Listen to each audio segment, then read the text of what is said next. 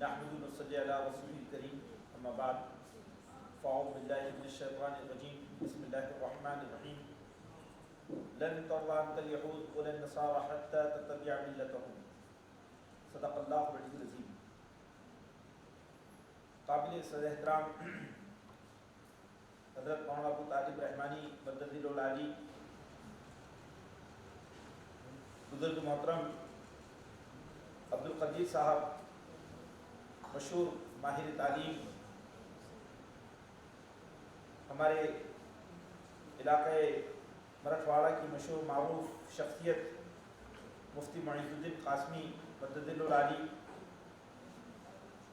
حضرت مولانا محفوظ الرحمان فاروقی ندوی رکن all India Muslim personal law board, مفتی مہدی حسن قاسمی مدد العالی اور دیگر اسٹیج پر تشریف فرما علماء کرام، میرے سامنے تشریف فرما سامعین محترم اور عزت مآب بہنوں، السلام علیکم ورحمۃ اللہ وبرکاتہ.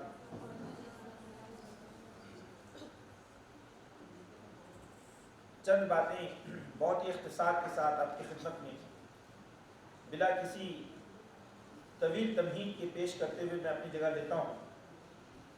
پہلی بات تو یہ کہ حضرت مولانا ابو طالب رحمانی مدد العالی نے بھی ایک بات کی طرف اشارہ فرمایا کہ ہماری مجالس جو دینی مجالس ہوتی ہیں اس میں تالیوں کے ذریعے استقبال یا تالیوں کے ذریعے ہماری ہمت افزائی، یہ اس طرح کا جو فیشن ہے وہ ہماری اسلامی تہذیب کے خلاف ہے، ہماری روایات اور ہمارے اقدار کے خلاف ہیں.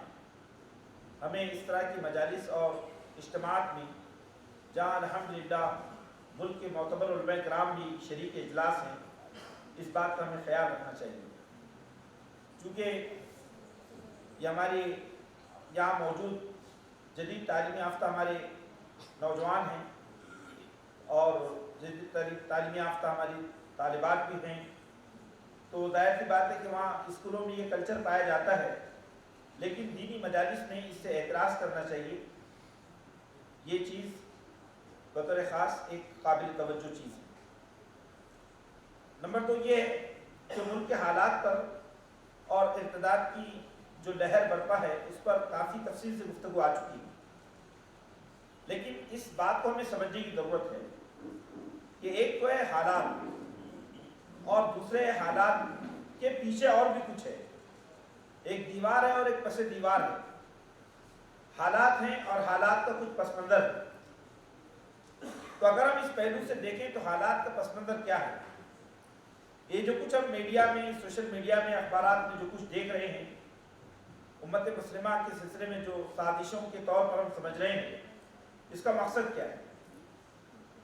دیکھیں، دراصل اس کا بنیادی مقصد یہ ہے جس کی طرف مفتی مہدی حسن قاسمی صاحب نے اشارہ فرمایا کہ دراصل بہت ساری چیزیں ایسی بھی ہیں کہ جس کے ذریعے مسلم طلباء و طالبات میں اور نوجوانوں میں خوف و ہراس کی نفسیات پیدا کی جاتی ہیں، اور امت کے اندر ایک خاص قسم کی، یعنی جس کو ہم کہہ سکتے ہیں ایسی نفسیات جس کے نتیجے میں ہر ایک اپنے آپ کو غیر محفوظ سمجھ رہا ہے. تو اس بات کو ہم سمجھیں کہ یہ بھی دراصل ایک حصہ ہے. اس طرح کی کہانیاں اور اس طرح کے قصے مسلمانوں کے ارتداد کے تعلق سے بھارت میں بیان کیے جا رہے ہیں کہ جس سے ایسا محسوس ہوتا ہے کہ گویا پورے مسلمان ارتداد کی دہلیز پہ پہنچ گئے ہیں. یہ بات حقائق کی روشنی میں صحیح نہیں ہے، جس کی طرف مفتی مہدی حسن قاسمی صاحب نے بھی اشارہ کیا ہے، اور حضرت مولانا ابو طالب رحمانی صاحب کی بھی طویل گفتگو میں کچھ باتیں اس کی طرف آئی ہیں. اس میں کوئی شک نہیں ہے کہ حالات بہت ہی شدید ہیں، اور ان حالات کا مقابلہ ہم پوری قوت کے ساتھ کر رہے ہیں. مسلم پرسنل لاء بورڈ اور اس کے سے وابستہ تمام تنظیمیں میدان میں ہیں. تو میں اس موقع پر صرف یہ بات آپ کی خدمت میں عرض کرنا چاہتا ہوں کہ سب سے پہلے اپنے آپ کو اس طرح کے احساسات سے، جو منفی احساسات ہیں، اس سے نکالیں، اپنی نسلوں کو بھی نکالیں. اور اپنی نسلوں کے درمیان خود اعتمادی پیدا کریں، ان کو یاسیت اور قنوطیت سے نکالیں۔ یہ ہمارا ایک بہت بڑا کام ہے۔ اور ایک اہم بات ہمیں یہ سمجھنا چاہیے کہ جو ہم امت مسلمہ اس وقت پوری دنیا میں موجود ہیں، اور اللہ کے فضل و کرم سے اس وقت بھارت میں بھی اور پوری دنیا میں بھی سب سے زیادہ جس دین کو قبول عام حاصل ہے وہ اللہ کا دین ہے، اسلام ہے۔ اگر آپ اس وقت دنیا کے نقشے پر غور کریں گے تو اس وقت روئے زمین کا ہر 5واں انسان مسلمان ہے۔ اور بھارت میں بھی خود جس طرح سے گزشتہ 75 سال کا آزادی کا سفر مسلمانوں نے گزارا ہے، اپنی اسلامی تہذیب و روایات پر استقامت کے ساتھ، اس اعتبار سے یہ امت قابل مبارکباد ہے۔ ہماری مسجدیں آباد ہیں، ہمارے مدارس آباد ہیں، ہمارے مکاتب آباد ہیں، اور اس امت کے چھوٹا جو بچہ ہے اس کے دل میں بھی اسلام کی عظمت ہے۔ تو ہمیں اس بات کو سمجھنا چاہیے کہ ایسا نہیں ہے کہ یہ امت اس ملک سے ختم کر دی جائے گی۔ یاد رکھیے اس امت کو اللہ کی سرپرستی حاصل ہے، اور اس امت نے دنیا میں مختلف قسم کے چیلنجز دیکھے اور ہر چیلنج سے اس نے مقابلہ کیا ہے۔ دنیا کے بڑے بڑے چنگیز اور خوفناک طاقتیں اس امت کو ختم کرنے کے لیے میدان میں آئیں، لیکن وہ طاقتیں مٹ گئیں، یہ اسلام دنیا سے نہیں مٹا۔ لیکن ان حالات کے اندر ہمارا رول یہ سب سے زیادہ اہمیت رکھتا ہے۔ پہلی چیز تو یہ ہے کہ ہم اپنی نسلوں کی تربیت کے سلسلے میں اس بات کو ذہن نشین فرمائیں، رکھیں ہم تمام ہی، کہ ہمیں جو ہے اپنی نسلوں کو علم نافع کے میدان میں کبھی پیچھے نہیں رکھنا ہے۔ علم قوت کا ذریعہ ہے، اور علم کی تفریق یہ غلط ہے۔ دین کا علم بھی ضروری ہے اور دنیا کا علم بھی ضروری ہے۔ جس کو ہم دنیا کا علم کہتے ہیں وہ علم نافع اگر ہو تو وہ بھی دین کا علم ہے۔ چونکہ یہاں پر جدید تعلیم یافتہ افراد کی ایک تعداد ہے، تو میں یہ بات عرض کرنا چاہتا ہوں کہ اصل چیز ہے ایمان۔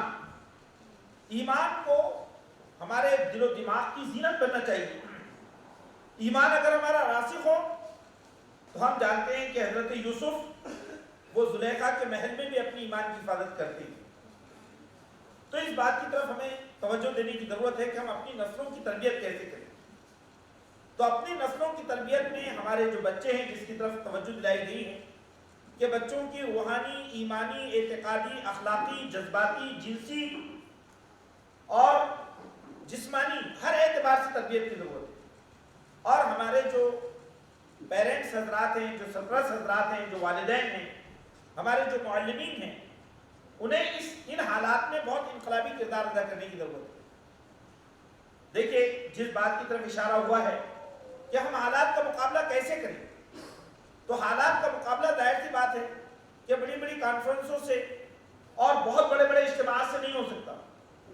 حالات کا مقابلہ کرنے کے لیے ہم اپنے چھوٹے سے گھر میں اپنے بچوں کی صحیح تعلیم و تربیت پر فوکس ہو جائیں، یقینی طور پر ہمارے گھروں سے ایسی نسلیں پیدا ہوں گی جو قوموں کی امام بنے گی، جو امتوں کی امام قرار پائے گی۔ ہم اپنے گھر میں ایسی نسلوں کی آبیاری کر سکتے ہیں، اور تاریخ اس حقیقت پر گواہ ہے کہ جب چنگیزی فوجوں نے عالم اسلام کو تہہ و بالا کر دیا اور بے شمار مسلم خواتین وہ چنگیزی فوجوں کے دست تصرف میں آ گئی، تو ان مسلم خواتین نے اپنے ان بچوں کو جو چنگیزی گھروں میں پیدا ہوئے، ان بچوں کو ایمان اور اسلام سے آراستہ کیا، اور نتیجے میں ایک نئے اسلامی دور کا آغاز ہوا۔ ہے آیا یونش تاتار کے افسانے سے، پاسباں مل گئے کعبے کو صنم خانے سے۔ تو ہماری خواتین کا اس میں بڑا انقلابی کردار ہے۔ پھر اسی کے ساتھ ساتھ جو باتیں ہمارے سامنے آئی ہیں کہ ہمارے نوجوانوں میں جو اخلاقی کمزوریاں آ رہی ہیں اور جو نشے کی عادت ہے، دیکھیں نشے کی عادت کے سلسلے میں صرف ایک بات آپ کے سامنے عرض کرتا ہوں۔ ابھی گزشتہ دنوں ایک بڑے شہر میں میرا جانے کا اتفاق ہوا، وہاں کے ایک سوسائٹی کے ذمہ دار نے مجھ سے یہ بات کی کہ ہم گزشتہ جمعہ کو ایک نوجوان کی تدفین میں گئے، نوجوان کو ہم نے دفن کیا، اور جب نوجوان کی تدفین ہم نے کی تو ہم اس کے والدین سے ملاقات کے لیے گئے. 24 سال کا نوجوان تھا, ماں باپ کا اکلوتا بچہ تھا. تو ہم نے اس گھر میں جب ماں سے ملے تو کہا کہ ہمیں بہت افسوس ہے کہ آپ کا جواں سال بیٹا دنیا سے چلا گیا. اس نے کہا کہ اس میں حیرت کی کوئی بات نہیں ہے. آج صبح فجر کی نماز میں نے اس بچے کی موت کے لیے دعا کی تھی اللہ سے, کیا اللہ تو اسے موت دے دے, اور اللہ نے میری دعا قبول کر لی. میں اس پر اللہ کی شکر گزار ہوں. اب یہ سنانے والے جو صاحب ہیں بہت ذمہ دار آدمی, میں نے ان سے کہا ایسی کیا بات تھی؟ کہا کہ اس ماں نے یہ بات سنائی کہ اس بچے کے لیے ہم نے راتوں میں دعائیں مانگی کہ ہم کو اللہ لڑکا عطا فرما. جب یہ لڑکا پیدا ہوا تو ہم نے اس کو ہر طرح کی تعلیم دی, اصلی تعلیم سب کچھ دیا, لیکن ہم اس کو دین نہیں دے سکے. نتیجہ یہ ہوا کہ بچہ جب جوانی کی دہلیز پہ پہنچا تو اس نے نشہ کرنا سیکھا, اور نشے بھی اتنے الگ الگ انداز کے نشے کہ ہم نے اس کے نشہ چھڑانے کے لیے اپنے گھر کی ساری چیزیں بیچ ڈالی. یہاں تک کہ آپ کو بچہ جو ہے نشے کی حالت میں پڑا رہتا تھا, اور اگر اس کو نشے کی چیزیں نہ ملتی تو ہم بزرگ والدین کو مارتا. ہمارے گھر میں اب کوئی چیز باقی نہیں رہی. پھر میں نے یہ محسوس کیا کہ شاید اب اس کا دنیا میں رہنے کا کوئی فائدہ نہیں, تو میں نے اللہ سے آج صبح یہ دعا کی کہ اے رب کریم, جن دعاؤں کے ساتھ ہم نے اس سے تجھے مانگا تھا یقینی طور پر ہم اس کی تربیت نہیں کر سکے, اب ہم تجھ سے دعا مانگتے ہیں کہ تو اسے واپس لے لے. بھائیو, یہ کیفیت ہے معاشرے کی. آپ دیکھیے کہ ہمارا جو اورنگ آباد شہر ہے یہاں پر بھی ایسی بہت ساری خرابیاں پیدا ہو رہی ہیں. تو اس کے لیے ہمیں جو ہے سب جوڑ کر بیٹھنے کی ضرورت ہے کہ ہم اپنے علماء کرام کے ساتھ, معلمین, مدرسے کے اساتذہ کرام, مکاتب کے ذمہ داران, مساجد کے ٹرسٹیان, اس میں مساجد کا کردار بڑا غیر معمولی ہے. تو اس کے لیے ایک لائحہ عمل ہم اپنے محلوں کی سطح پر بنائیں, تاکہ ہم صرف ارتداد ہی نہیں, یہ ارتداد کے کئی راستے ہیں کہ معاشرہ خودکشی کے راستے پہ چل رہا ہے. اس معاشرے کو بچانا ہم سب کی ذمہ داری ہے, کیونکہ قرآن یہ کہتا ہے کہ وَاتَّقُوا فِتْنَةً لَا تُصِيبَنَّ الَّذِينَ ظَلَمُوا مِنكُمْ خَاصَّةً وَاعْلَمُوا أَنَّ اللَّهَ شَدِيدُ الْعِقَابِ. کہ اپنے آپ کو بچاؤ اس فتنے سے کہ جس فتنے کا وبال صرف انہی لوگوں کو اپنی لپیٹ میں نہ لے گا جنہوں نے تم میں سے ظلم کی روش اختیار کی, گناہ کا طریقہ اختیار کیا, بلکہ ان لوگوں کو بھی اپنی لپیٹ میں لے گا جنہوں نے گناہ سے روکنے کی کوشش نہیں کی. وَاعْلَمُوا أَنَّ اللَّهَ شَدِيدُ الْعِقَابِ, اور جان لو کہ اللہ کا عذاب بڑا شدید ہے, اللہ کی پکڑ بہت شدید ہے.